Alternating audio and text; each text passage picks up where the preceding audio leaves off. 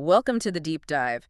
Usually we're all about what's hitting the headlines right now. Breaking news, immediate reactions. Mm, But today, we're doing something a little different. We're going to look further out, over the horizon. right, taking the longer view. Exactly. We're digging into the really significant shifts Apple seems to be gearing up for. We're talking software updates for early 2026 and, crucially, how they plug into that whole Apple ecosystem Yeah, picture. yeah. Honestly, I'm really excited to unpack this stuff because the sources we have, they give insights that go way beyond the usual press release noise. We want to give you a real shortcut to understanding where Apple's heading. That's absolutely the goal for this deep dive. Cut through that daily churn of tech news. It can be a lot. It really can. So we want to give you that shortcut, make you feel really well informed about Apple's actual strategic direction. We've pulled together a whole stack of sources, articles, internal chatter, research notes, all dated right around now, August 2025. Super fresh. Yeah, very current. And they give us this crucial snapshot of Apple's internal testing, their development cycles, for stuff that's still months, maybe even a year or more away from hitting your devices. So it's like a real peek behind the curtain. It really is. Yeah. A unique early look into where they're actually aiming, not just the next shiny object they're about to launch. And that's exactly why we're doing this now. The timing of these sources is key. They detail what engineers are wrestling with for next year. Mm-hmm. It feels like getting access to, I don't know, Apple's internal roadmap discussion. Yeah. So the main focus today, it's this upcoming iOS 26.4, Right. Apple's sort of spring software release for 2026. And the wild thing is, we already know about two major features deep in testing, which feels, well, it feels really early. It does. Which tells you they must be pretty significant, right? So let's start digging into that. Let's do it. iOS 26.4, the early bird catches the features. Okay, so my first reaction seeing these reports was just curiosity, maybe a bit of confusion. Yeah. We're here mid-August 2025, and Apple's already got teams testing iOS 26.4, an update that we don't expect until, March or April next year? 2026. Yeah, that's the timeline. That's like 7-8 months out. It just feels incredibly early for what you'd normally think of as a point release, like a .4 update. Yeah. What's really going on there? What's it telling us about these features? That's a great observation, and you're right, that timeline is unusual. But it actually gives us a fantastic window into Apple's pretty sophisticated development process. They basically run these two major tracks every year. 2 tracks. Yeah, you got the big fall releases, like iOS 26.0, that usually land with the new iPhones in September. Okay, the main event. Exactly. And then you have these spring releases, like this iOS 26.4 we're talking about. Think of the fall releases, the .0 ones, as laying the massive foundations. Like building the highway. That's a perfect analogy. Yeah. They're putting down the core OS updates, maybe big architectural shifts, broad new capabilities that touch everything, building the new digital highway system. Okay, so if falls is the new highway, what are the spring updates then? Are they just like painting the lines or adding signs? Well, sometimes maybe just signs, but often it's more significant.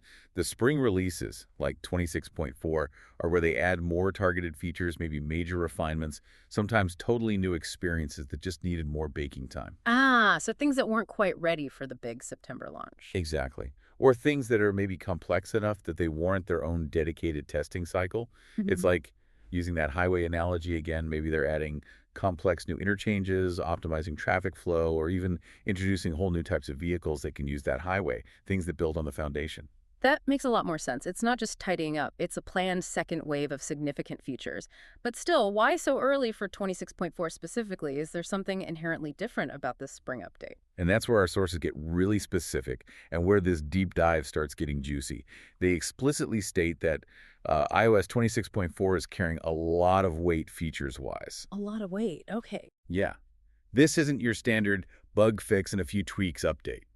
The fact that Apple engineers are already hammering away on an internal build of 26.4 back in August 2025, it strongly suggests these features are either incredibly complex, or they're deeply integrated into the OS, maybe touching lots of different parts, or they're just so critical to Apple's longer-term strategy that they absolutely need this extended, rigorous testing period. Can you give us a feel for what makes something incredibly complex or deeply integrated in software terms? Why would that need months and months? Sure. So deep integration could mean a feature that needs to talk seamlessly with, say, almost every other app on your phone. Or maybe it fundamentally changes how the device manages memory. or how it uses the neural engine for AI tasks. So under the hood stuff. Big time. It's not just adding a button. It could be, for example, in the new way the system handles on-device machine learning that needs tons of optimization for different iPhones, iPads, get to test battery drain, performance impact, and crucially, nail the privacy aspects. Right, privacy is huge for Apple. Absolutely. Yeah. So that kind of thing demands months of iterating, finding bugs, optimizing across all the different devices and how people actually use them. And, connecting this to the bigger picture, the source has mentioned some internal talk about Apple pushing forward with robotics and home efforts. Robotics. Wow. Yeah. Now, it's not a direct link drawn to iOS 26.4 in the sources, but it hints that these future software capabilities, including whatever's in 26.4, might be laying groundwork for maybe more ambitious things in the home or even new hardware categories. The complexity definitely signals ambition. Okay, that paints a much clearer picture. It's not just the feature itself, but the scale of engineering behind it and maybe where it leads. All right, let's get into the specifics then. What do we actually know is coming in this heavyweight, early tested update? Now, a deep dive into iOS 26.4's known features, the new and the personalized. Okay, so two main features spotted in testing for iOS 26.4. Let's start with something that, well, maybe it seems small on the surface, but it's actually a massive part of how we all talk online. Emojis. Ah, yes, the emojis. An evolution, definitely. Or maybe a revolution for some people's keyboards. Exactly. So the sources say new emoji are coming. They are, and it fits Apple's pattern perfectly. Yeah. What we're expecting are the new characters from Unicode 17.0. The Unicode Consortium, they're the folks who standardize all these little digital pictures. They're set to finalize this new batch around September 9th, coming 25. So just around the corner from now, August 2025. Right. And once that list is locked, companies like Apple go off and design their own versions, in the Apple style. And the list this time, it's pretty wild. We've got a trombone. Yep. A treasure chest, a distorted face, a hairy creature, which, come on, that's got to be Bigfoot or Sasquatch, right? Certainly sounds like it. A fight cloud like in cartoons, an apple core, an orca, ballet dancers, even a landslide emoji. A trombone. Who asked for a trombone? Though I guess I can see some very specific uses. They do cover a wide spectrum, don't they? From everyday objects to, mythical creatures. It gives people more shades of meaning, more ways to express themselves. But what's really interesting, and the sources call this out specifically, is that distorted face emoji. Ah, tell me about that one. Well, it's apparently notably popular in Discord servers. Yeah. It's basically described as a warped version of the embarrassed face or flushed face emoji. Oh, I can totally picture that. You know, that perfect face for when you're slightly embarrassed or having that internal cringe moment, but you want to show it in a funny way. Exactly. Like when you accidentally send a text to the wrong person or you make a silly typo. It's that perfect blend of oops and laughing at myself. It feels very internet culture, very relevant, especially for younger users on platforms like Discord. It's like an instant visual shorthand. You nailed it. And that brings us to Apple's predictable timing with these things. History shows it takes Apple several months to actually design these new emoji in their unique style. They're very careful about the look, making sure it fits that clean iOS aesthetic. Right? They have a very distinct look. They do, and that's why we've seen this consistent pattern. iOS 18.4, 17.4, 16.4, 15.4. They all dropped their new emoji batches in the March or April timeframe. The spring update. The spring update. So iOS 26.4 fits that schedule perfectly. Yeah. It's the logical place for Unicode 17.0's characters to show up on iPhones and iPads. Okay. But that makes me wonder, if emojis are so popular, so instantly fun and gratifying, why hold them back for 26.4? Why not drop them with iOS 26.0 in the fall? Wouldn't that be a great way to get people to update to the big new OS right away? Seems like an easy win they're leaving on the table. That's a really sharp strategic question. And the sources offer a pretty compelling insight into Apple's thinking here. It's not just about the emoji themselves. It's about using this universally loved, easy-to-understand feature. The colorful icons. Exactly. Using those colorful icons to pull users towards adopting updates that contain other, much more complex and maybe less immediately obvious improvements, specifically AI improvements. The sources suggest Apple tends to save the emoji update for releases when it would like to see faster user adoption. And the key insight is this. Apple Intelligence is built to stay out of the way, so it is harder to market to non-technical users versus the colorful icons. So it's basically a Trojan horse strategy, a really friendly, fun Trojan horse filled with advanced AI. Pretty much. You get excited about the trombone and the Bigfoot emoji, you update your phone, And hey, presto, you've also got the latest, smartest version of Apple Intelligence running under the hood, maybe without even realizing its full potential initially. That's actually brilliant. Leverage the fun stuff to drive adoption of the really deep, significant tech changes that might be harder to explain or sell on their own. Exactly right. Emojis are visible, they're fun, people actively want them. So bundling them with a point 4 update is a smart way to nudge a huge number of users onto a version that has those more subtle but really important AI advancements. It gets people onto the latest tech platform, ready for what comes next. And for you, the listener, think about how much you use emojis every day. Texts, social media, maybe even work messages. All the time. They really do add richness to how we communicate. So which of these new ones are you most looking forward to? I gotta say, that hairy creature has potential. Could be fun. Bigfoot texting. Okay, let's shift gears to the second big feature known to be in iOS 26.4. This one's way less about fun icons and much more about the core smarts of your iPhone. Siri's ambitious overhaul and this new app intense thing. Hey. This has been a long time coming, hasn't it? The dream of a truly smart, proactive Siri. People have wanted that for years. Absolutely. Apple first started talking seriously about a more personalized Siri back at WWDC 2024. And Tim Cook himself recently said they're making good progress, and these features are on track to launch next year. Which is a big deal, because let's be honest, Siri has felt, well, a bit stuck for a while compared to some competitors. Yeah, stuck is a polite way to put it sometimes. And Mark Gurman's reporting, which our sources mention, seems to pin the U.S. launch of this new Siri squarely on spring 2026, lines up perfectly with iOS 26.4. It does. And that also explains why we didn't get it with iOS 18, right?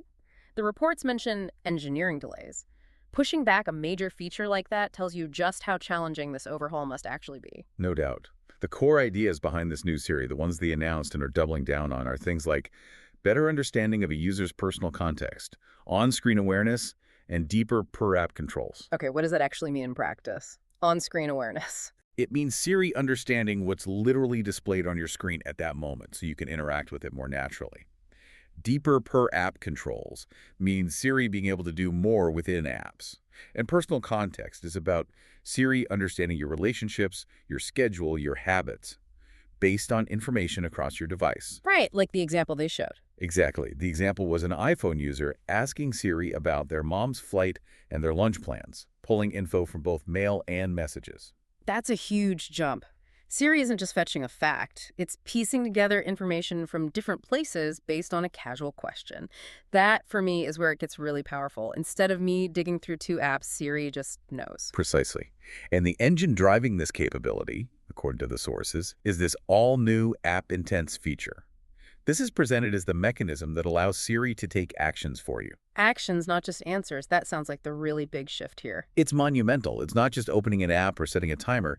It's Siri performing complex, potentially multi-step tasks for you inside other apps. So what makes App Intense such a leap from what Siri does now? What's the technical ambition there? Well, think about current Siri. It can, open Spotify, maybe play a specific song if you ask nicely. With App Intense, the vision is much grander. Siri needs to understand a complex request like, book my mom a taxi to the airport after her flight lands and add her arrival time to my calendar. Break that down into distinct steps, and then interact accurately with the Mail app, a ride-sharing app, and the Calendar app to make it happen. Wow. It's explicitly called out as a core piece of Apple Intelligence. The sources say the long-awaited, more contextual Siri and Apple Intelligence, backed by the in-house Apple LLM, their own large language model, are what's rumored for iOS 26.4. Yeah. So Apple's own powerful AI is driving this, moving Siri from just an assistant to more of an intelligent agent. With great power comes great potential for things to go wrong, right? The sources mention concerns inside the company about this. That adds a dose of reality. What are the engineers actually struggling with? Yeah, the sources are pretty candid about the hurdles. They say, engineers have been struggling to ensure that the system works with a sufficient number of apps and is accurate enough to handle high-stakes scenarios. Oh, stakes scenarios. Like what? That's the critical part. They're worried about failures in areas where precision is non-negotiable, like in health or banking apps. Oof. Yeah, you can't afford mistakes there. Exactly. Imagine Siri misinterpreting a money transfer amount in your banking app. The consequences could be instant and, frankly, disastrous. Or messing up medication info from a health app. Right. The sources explicitly mention the potential for a critical mistake that severely impacts someone's life. It's not just an annoyance, it could be genuinely harmful. And think about the sheer variety of apps out there, each with its own interface, its own way of structuring data. Getting an AI to navigate that reliably is a massive, massive challenge. Okay, this is where it gets really tangible for us as users. I mean, I've had Siri misunderstand a simple song request. That's annoying. But messing up a bank transfer or health data, that's a whole different level of risk. So how are they planning to manage this? What are the safety nets? What does sharply limiting it actually mean for us? Well, they're reportedly working with a number of large companies to conduct testing prior to the rollout. So they're trying to vet this in real-world critical environments. You can imagine that includes big banks, maybe healthcare systems, major online retailers, places where accuracy and security are absolutely paramount. Testing with the big players first. Makes sense. Yeah, and beyond that, there's serious talk about sharply limiting what Siri can do or excluding those areas altogether for these sensitive categories, at least initially. So what would that look like? It could mean, for example, that Siri could read your bank balance using app intents, but it couldn't initiate a payment. Or it might summarize your tracked health data, but it wouldn't be allowed to share sensitive medical info or make changes to, say, medication reminders set by your doctor's app. Okay, so guardrails.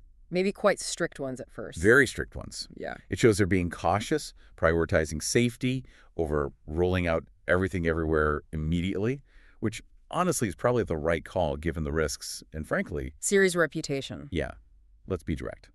Siri has, as the sources put it, an already awful reputation in many people's minds compared to Google Assistant or Alexa. True.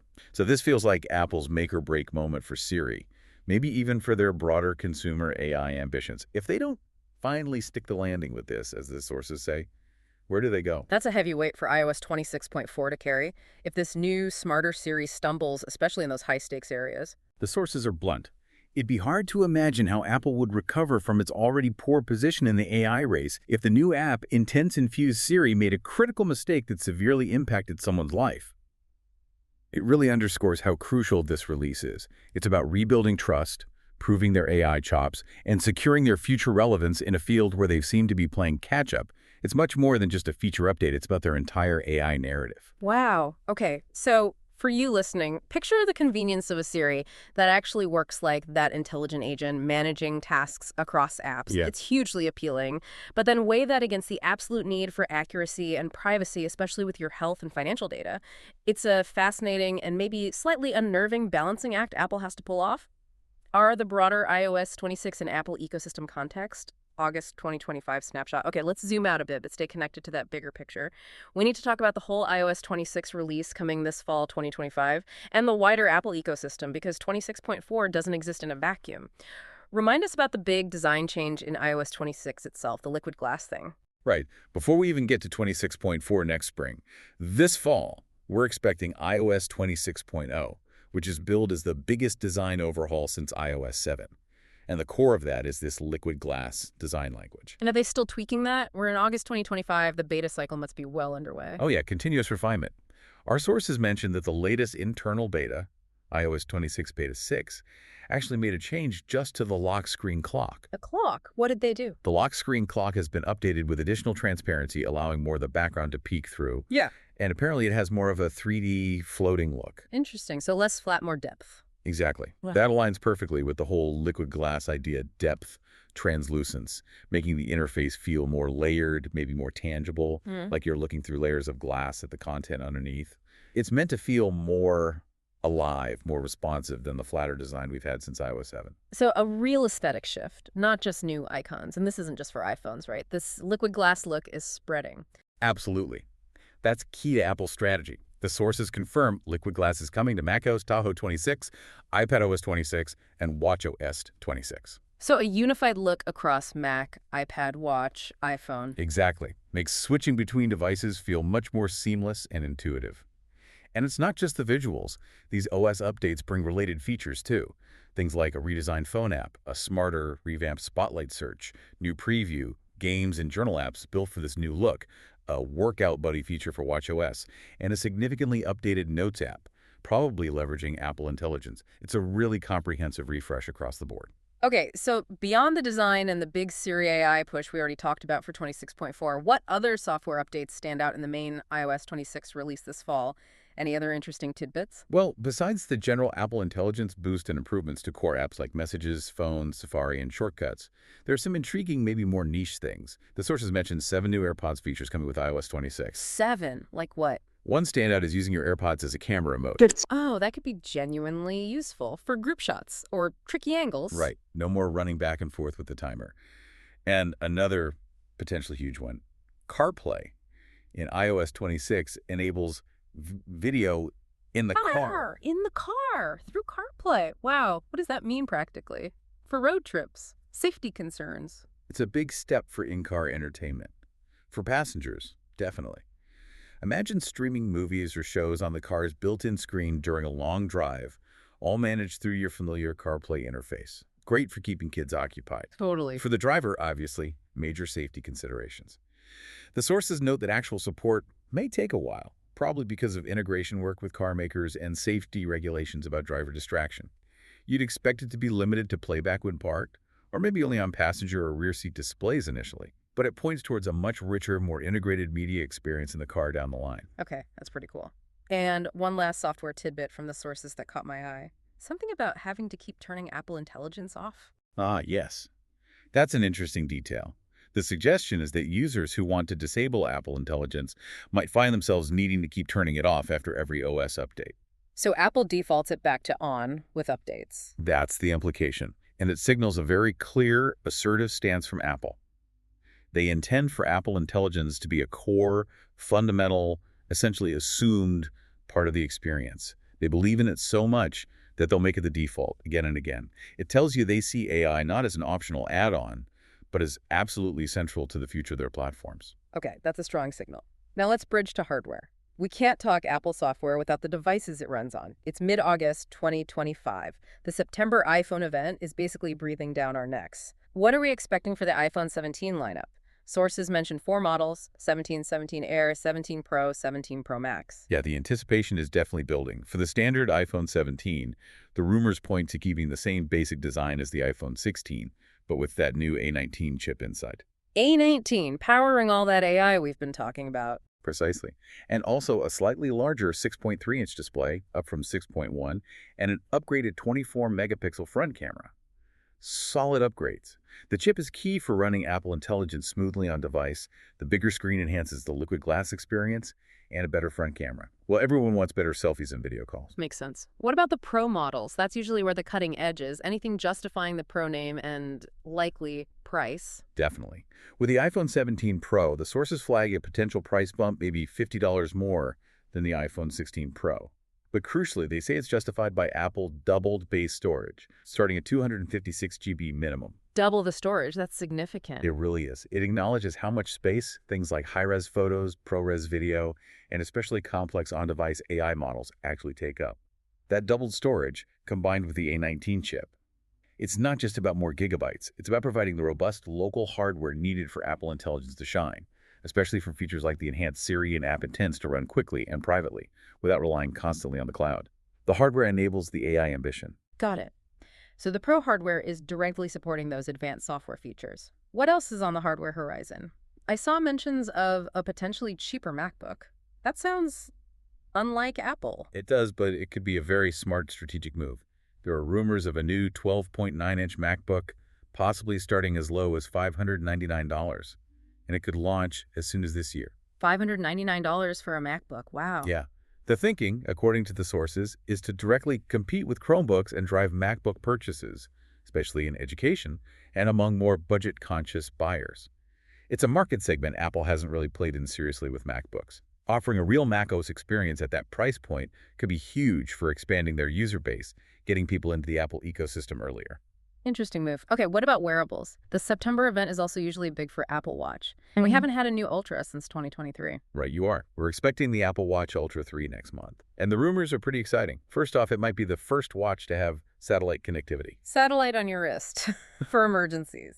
Yeah. Exactly. Huge for hikers, adventurers, anyone often out of cell range, a potential lifesaver. And then there are the persistent big health rumors: blood glucose, blood pressure, and temperature monitoring. Whoa. glucose and blood pressure. That would be massive. Game-changing, really. Absolutely. There you If go. they pull that off accurately and get regulatory approval, it transforms a watch from a fitness tracker into a serious personal health device. Huge implications. We're also expecting updates to audio. AirPods Max 2 and AirPods Pro 3 are apparently just weeks away. And a quick heads up for monitor shoppers. The sources strongly advise, don't buy Apple Studio Display, now new model, coming soon. Good tip. So a new display is imminent, too. Anything else rounding out the hardware picture? It feels like almost everything is getting touched. It's a busy time. Sources also point to a new Apple TV 4K and HomePod Mini, both getting new chips, likely boosting performance for home entertainment and smart home stuff, maybe enabling more AI in the home context. Looking further out, maybe 2026, an iPad Mini 8 with potentially OLED and an A19 Pro chip. Powerful little tablet. Yeah. Apple Vision Pro is rumored to get the M5 chip, showing they're keeping their spatial computer updated aggressively. The standard Apple Watch Series 11 might just get minor S11 chip upgrades, more iterative. And finally, a small but welcome detail. Support for Key 2.2 for faster iPhone charging. Quicker wireless top-ups. So yeah, across the board, Apple seems to be refreshing hardware to provide the power needed for all this evolving software. 4. Connecting the dots. Apple's strategic vision and user impact. It's really something when you step back and see all these threads, isn't it? The software, the hardware. It's not random. It feels like a very deliberate, interconnected strategy playing out. It absolutely is. You look at the early testing for iOS 26.4, especially that huge push with Siri and Apple Intelligence, it just screams commitment. Despite the delays, despite Siri's past issues, they are pushing hard on AI. It's clearly seen as fundamental to their future, essential for staying competitive. And a big part of that seems to be making the devices feel smarter for you, more personal, almost anticipating what you need next. Yep. Exactly. That focus on personalization, on-screen awareness, app intents. It's all about making your iPhone, your Mac, your watch feel less like tools you command and more like, I don't know, intelligent partners. Yeah, partners or maybe co-pilots. Right. Anticipating needs, bridging information between apps seamlessly, taking action on your behalf. It's a shift from you doing everything to the device assisting you more proactively, making things more fluid, more efficient. And suddenly, the emoji update doesn't seem so separate. It fits into that strategy too, doesn't it? It really does. It's that user-friendly hook, the bit of fun that pulls people into updating to the OS version that contains all that deeper, less immediately visible AI tech. Like we said, the Trojan horse. It's a clever way to get the underlying platform adopted, leveraging something simple and love to pave the way for complex innovation. And none of this advanced software, the AI, the fancy liquid glass design runs well without the hardware to back it up. The new iPhones, the potential new Macs, the updated watch, they're not just new products to sell. They're absolutely essential enablers. The faster chips like the A19, the increased storage, the better sensors, that's what allows Apple Intelligence to run effectively and, crucially for Apple, privately on your device. It makes the complex Siri requests fast, the animation smooth, the hardware unlocks the software's potential. It's this constant dance between the two. And overall, Apple's trying to find that balance, right? Pushing innovation hard, especially AI, but doing it cautiously, managing the risks, especially in those sensitive areas like banking and health. It's a high-wire act. It really is. But it defines their approach. Ambitious innovation coupled with careful execution. So for you listening, the big picture here seems to be Apple methodically working to transform their devices. They're moving beyond just being powerful tools, aiming to make them truly intelligent, personalized companions, things that weave more seamlessly into your life, whether it's communicating with fun emojis, getting complex tasks done with a smarter Siri, tracking your health, or controlling your home. It's about building this more intuitive, more powerful, more interconnected digital life where your tech works smarter for you.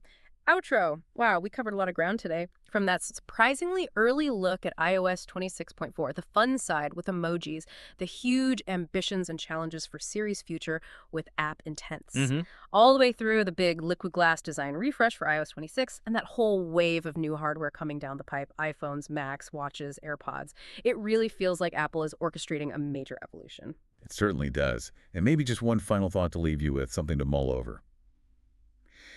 Given Apple's very cautious approach we discussed, especially with app intents in sensitive areas like health and finance, how do you see that balance playing out over the next few years? That tension between wanting maximum AI convenience and the absolute need for accuracy, security, and privacy in our everyday technology. Where do you think that line will be drawn, or where should it be drawn? That is a huge question, and definitely one we'll all be thinking about as this tech gets deeper into our lives. A great point to end on.